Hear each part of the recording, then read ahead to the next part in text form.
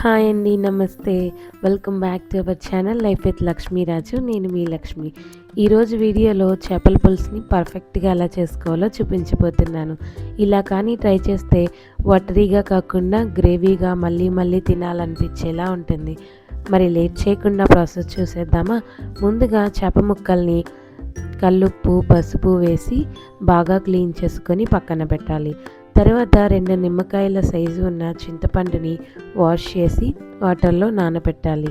మసాలా కోసం జీలకర్ర, ధనియాలు, చెక్క, 5 లవంగాలు, 2 యాలకులు, ఒక చిన్న ఉల్లిపాయ, కట్ చేసుకున్న అల్లం ముక్కలు మిక్సీ జార్లోకి తీసుకొని గ్రైండ్ చేసి మెత్తగా పేస్ట్ చేసి పక్కన పెట్టాలి. స్టవ్ వెలిగించి కడాయి పెట్టి ఆయిల్ వేసి హీట్ అయ్యాక కట్ చేసిన ఉల్లిపాయలు, పచ్చిమిర్చి, కరివేపాకు వేసి బాగా ఫ్రై అవనివ్వాలి.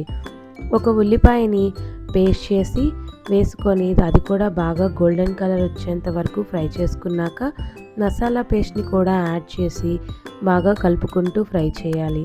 ఇవి ఇలా ఫ్రై అవుతుండగా కట్ చేసుకున్న టొమాటోస్ కూడా యాడ్ చేసి ఆయిల్ సపరేట్ అయ్యేంత వరకు అడుగు అంటకుండా ఫ్రై చేయాలి. నెక్స్ట్ అందులోకి పసుపు, 4 స్పూన్ల కారం అనేది మీ స్పైస్కి తగ్గట్టు యాడ్ చేసుకోండి. తర్వాత కొత్తిమీర వేసి పచ్చివాసన పోయేంత వరకు ఫ్రై చేయాలి. ఇలా ఫ్రై చేసిన తర్వాత వాష్ చేసి పక్కన పెట్టిన చేప ముక్కల్ని కూడా వేసి మసాలా పేస్ట్ అంతా పట్టే విధంగా ముక్క విరిగిపోకుండా జాగ్రత్తగా కలుపుకోవాలి. ఇలా కలుపుకున్న తర్వాత నానబెట్టి పక్కన పెట్టిన చింతపండు పులుసు కూడా పోసి మీకు కావాల్సినంత సాల్ట్ కూడా యాడ్ చేసుకోవాలి.